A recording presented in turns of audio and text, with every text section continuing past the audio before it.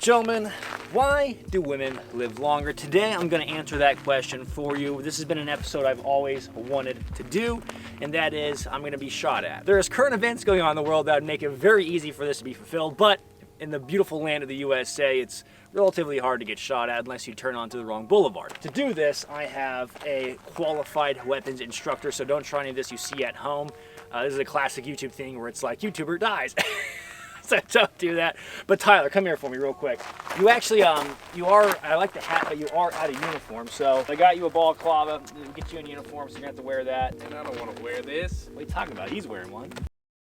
Perfect, now you're in uniform, so essentially what I need you to do is you are going to shoot at me, but you are a competent firearms user, correct? Yeah, correct. The glasses are gonna fog up. The plan is we're gonna work up from small caliber to large caliber, anywhere from 9mm now to 7.62 by 54R rim for her pleasure, and I'm gonna be behind a proper use of cover, and you're gonna be zipping rounds, probably adjacent off to my left. So we'll show you the setup over downrange. Before we show you the setup, let's go over the guns real quick. Glock 19, 9mm, Mark 18, Car 15, AK 74, 545 by 39, 7.62 by 39 AKM, 12 gauge. Kind of scared about that one. We have the FAL in 7.62 by 51, the 8mm Mauser, and then we have the Mosin in 54R. Now you're wondering, where is the 45 ACP? Well, I didn't want to nuke myself with that kind of firepower, so we decided to leave it at home. Now let's show you the setup for safety's sake.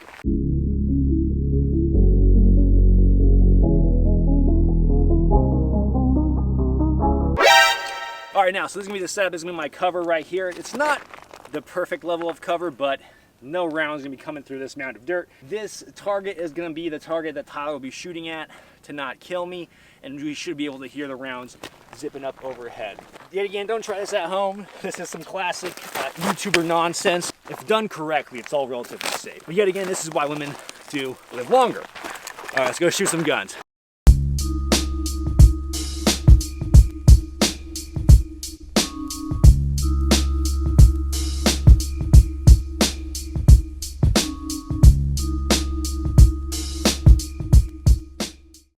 All right, I am set. Go ahead and send round one.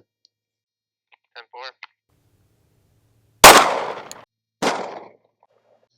So he's about 25 yards away right now, so I really can't, I can only hear the gunshot. There's no like zipping of round overhead. It's good. You want to move up to the Mark 18 suppressed and then do it like 50 yards away? 10-4.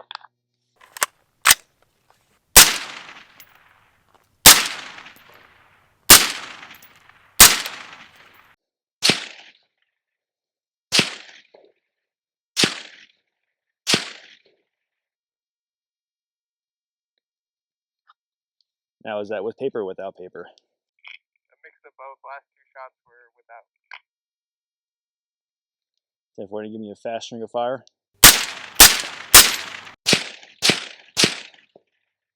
There's definitely a crack. There's definitely a crack there.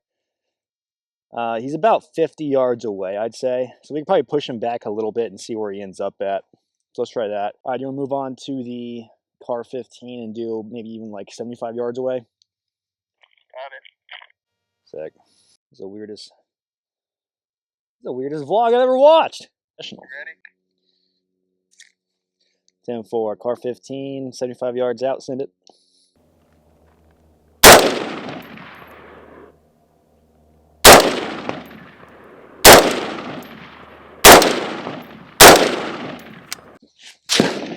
Whoa, definitely a big crack and a boom with that one.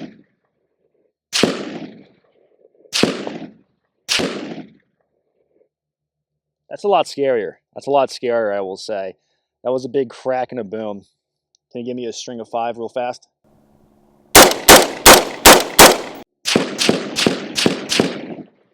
That's actually terrifying. So that's a 16-inch barrel with 55 grain from a 5.56.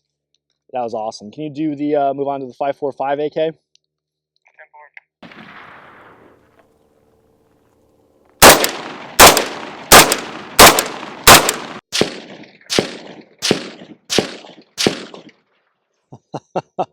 Yeah. So with the unsuppressed, there's definitely a big crack like that, then you hear the boom.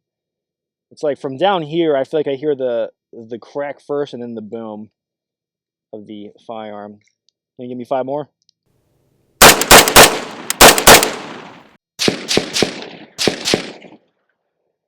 Yeah, it's crazy. Solid work. Let's move on to the 7.62 39 AK.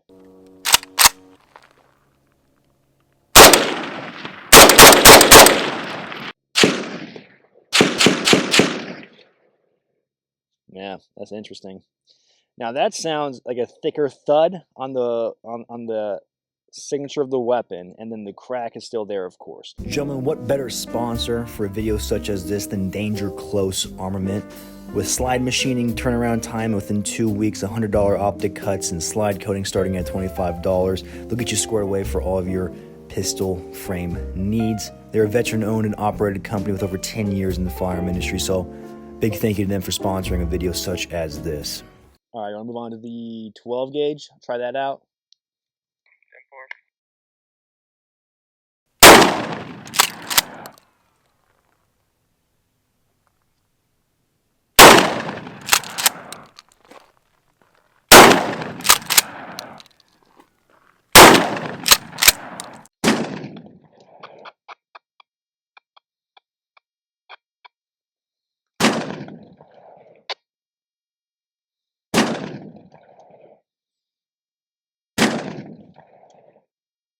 Now that's just some big boom in action. That's not necessarily, there's like no big crack of the rifle or anything like that. It's just a big boom, which is terrifying, but still pretty cool. Still pretty cool.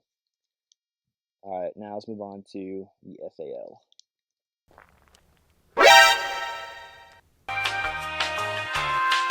All right, go and sender.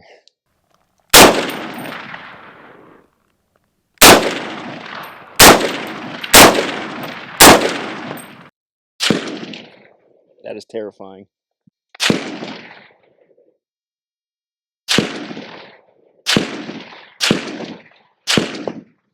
I'll try and show you the cloud of dust is kicking up, because that is absolutely terrifying. Yeah, can you give me like a few more of that one? Can you try and get on that black target out there? You're shooting at.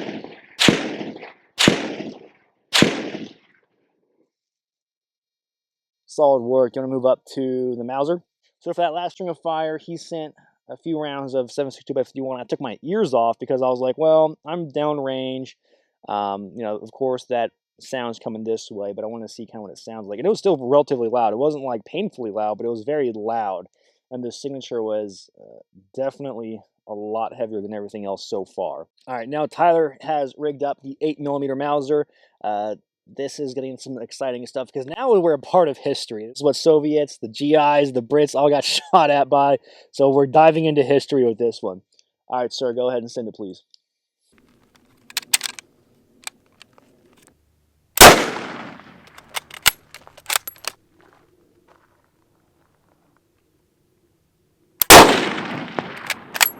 Maybe I can get the audio a little closer. Oh, that's terrible. That's pretty sick.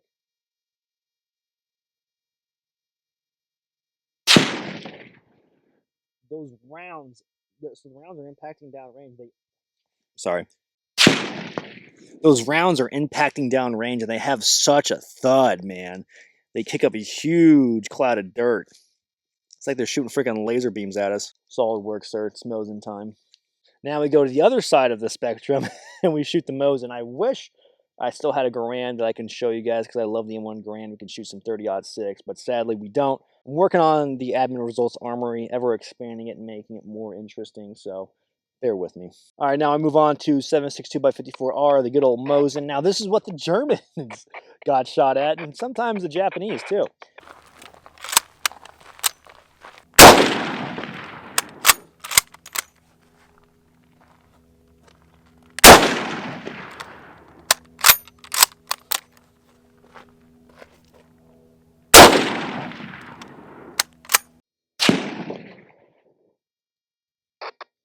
Nice, nice. Dang, man. They hit with such a force and a thud. Oh, that's terrifying. Solid work. Is that it? That's it. All right, popping up. Oh, I did it. I survived. All right, now that I've been shot at, I have survived. I can say that I made it. Who would have figured? I didn't think I was going to get this far in life anyway, so I'm playing with house money. Now, working down the guns that we shot. So we have the Glock 19, shot from about 25 yards away, correct? Yeah. So this sounded just like a crack. There was nothing else to it. Just a very is this a gunshot that I was downrange of. Nothing too crazy about that. I'm happy we didn't do the 45 just because, yeah, I think I would have been. My grid square would have been exploded. So, and then we wouldn't have a video to make, so that's good. So they had the Mark 18 suppressed. This one was relatively interesting. I think you guys did what, like 50 yards away? So yeah, so about 50 yards away, being behind cover, the suppressor and the signature makes a huge difference. The suppressor, it was way quieter than anything else, right? And it's still a loud report of the rifle, relatively. It's not like a movie Hollywood quiet where it's like pew, pew, but it's like definitely a big crack there. This is when I started to hear like the crack of the rounds, and it's like almost a tie of where it fell. So I hope the audio can help do the justice of capturing what I heard. I also had ear pro on, so take that with a grain of salt, but that was 55 grain out of a 10.3. So then we move on to the Car 15, and this is where it sounds wicked fast. So 16-inch barrel, 55 grain, and then no suppressor. So not only was it loud, but it was cooking when it flew over. Like it sounded fast and it was moving. The signature had a good crack to it, good snappy report of the rifle. Very interesting there. Now, the 5.45 AK was along the similar vein of the 16-inch 5.56. Had a different sound to it though. I made a joke when I was behind cover. I was like, there's probably a lot of people in Ukraine that know what the sound of this is like right now, so it's kind of terrifying, but being from the first world, I have to go to the flat range and get shot at it to know. So moving on to the 7.62x39 AK, this was, yet again, similar vein to the 5.45, but now it had a heavier thud report of the firearm, and the crack of the round, I would say, was still there, of course, but everything else sounded a little bit bassier. 12 gauge. 12 gauge was interesting because it was all just one big bass gunshot boom, if that makes any sense. There's no like crack to it whatsoever. I heard rounds ricocheting off of the mountain and stuff like that, but outside of that, nothing too crazy to write home about. FAL. This thing was terrifying to be shot at by. Everything about it was like, it kind of reminded me of the 5.56, but of course upscaled, because it's a 7.62x51 round. It's nice and big and chunky. M80 ball in that boy coming out of this 24-inch rifle, so very cool sound. I even took my ear pro off for some of it. When they're 75 yards away, and it still sounded loud. Like it was like very loud, but it wasn't painful loud. Yet again, my pseudo bro science terms coming into effect. Deep thud, and then a nice sounding crack. Science. All right, now I move on to the World War II guns. Mauser Car 98K, made by Mauser. And this was freaking cool to be shot at by. Not only does it have the historical, intrinsical value there, where it's like, now you kind of know what Grandpa felt back in World War II when he was dealing with the Nazis, right? You get a little bit of that. But it was definitely interesting to kind of be on the receiving end of history in that sense, because there's a lot of allies that had to deal with this type of rifle, and they got to hear what I heard today. And that was a very distinct sound. It was like, everything about it, it's like taking the FAL sound and upsizing it. The sound profile, if you could take it what it looks like on a chart, like the sound profiles all sound very similar, except a little distinct nuances to them, if that makes sense. I feel like I'm not doing it justice, man. It's really hard to like capture with words how it sounds, but there is that distinct crack, right? And in all relative terms, we're all pretty close. Like this is a close engagement of 75 yards. So, all right, now we move on to the Mosin. This had a deeper bass sounding gunshot to it than the Mauser, and then it had a nice heavy crack to it. Now, this is what the Germans got to hear when they were fighting in World War II, right? And then for other conflicts after, right? The Mosins popped up all over the place. Really interesting little test. This isn't like, by no means am I a pro scientist or pro scientist. What even is a pro scientist? Ask yourself that. What I truly am is a big chimp and a big monkey, and it was definitely one of these things I wanted to do for a while. You always think like, I wonder what it sounds like to actually be shot at. And well, I've never been actually shot at, so this was a good example of seeing what different rounds sound like. Anyway, gentlemen, thanks for stopping by. If you want to support the channel in any way, shape, or form, Patreon is an excellent way to support the channel, as well as merchandise. Patreon users get to see videos early. Merchandise helps out the channel with all the costs and expenses of being a YouTube dancing monkey. As always, stay easy, stay breezy. I will catch you all on the flip. Hold something. Yeah. Talking about, he's wearing one.